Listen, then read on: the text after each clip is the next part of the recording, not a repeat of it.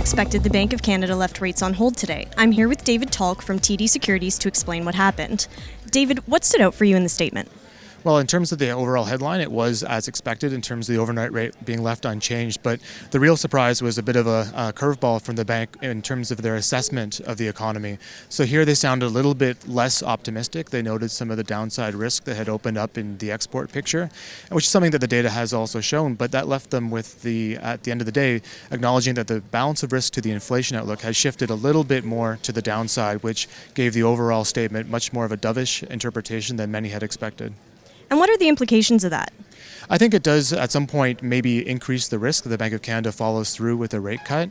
It's not something that is in our base case outlook, but if you think about further weakening in either the U.S. economy or in Canadian exports, it does raise the chance that at some point the bank will have to potentially respond with more stimulus.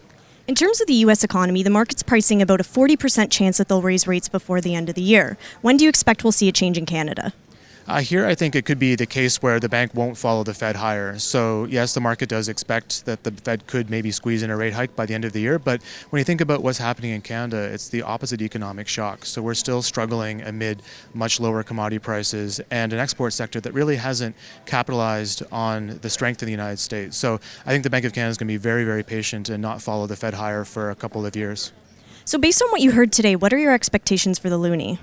I think this is a story where we're dealing with a couple of competing forces. I think at some point you will still see a little bit more U.S. dollar strength, so that on balance does weaken the currency, especially if we get into an environment where the Bank of Canada contemplates cutting rates further. That's a clearly, unambiguously negative signal for the Canadian dollar. But otherwise, I think we could still remain in this generally broad range that we've been trading in for the last 3 or 4 months.